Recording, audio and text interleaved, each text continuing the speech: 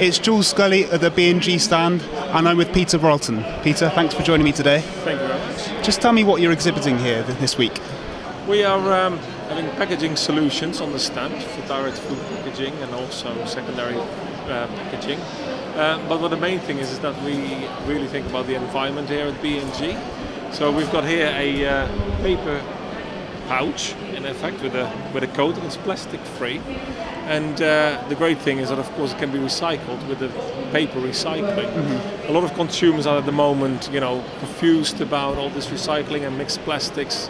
So the pouch came just at the right time, really. And when we started developing, we wanted to make sure that it was going to be cost neutral for the food packaging companies, really. So we've had quite a lot of success, a lot of questions, and of course we're willing to answer any questions people might have. But yeah, sure. It's compostable, recyclable, plastic free.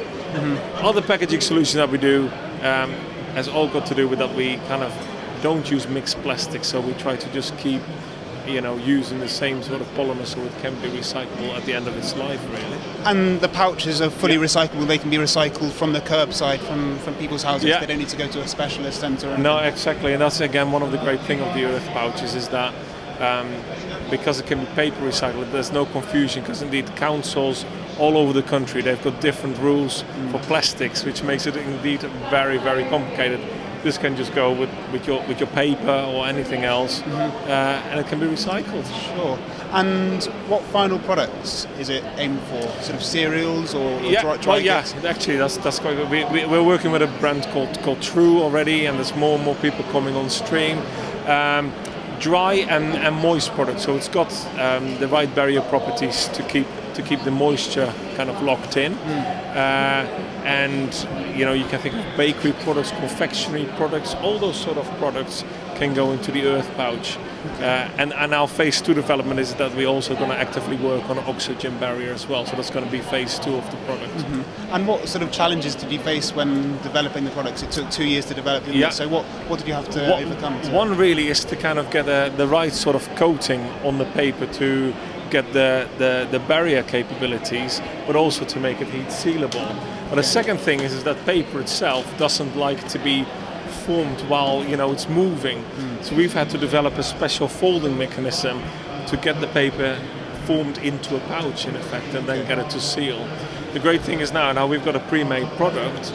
It can now, from here on, it can go onto the normal pouch packing lines, and people don't actually really notice a difference.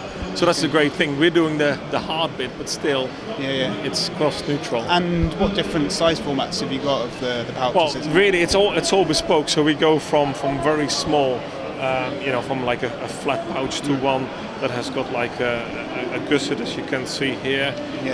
We can make it bigger as well. So it's really all what people want. They can print their own logo on it, really what they want.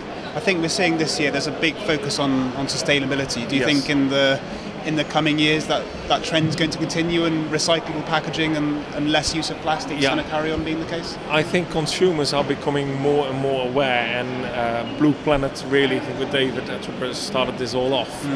And the retailers are now starting to drive it as well, and getting in on the act, and even the government has been saying some things about it as well. So if we all pull together and the drive is there, then of course this will continue.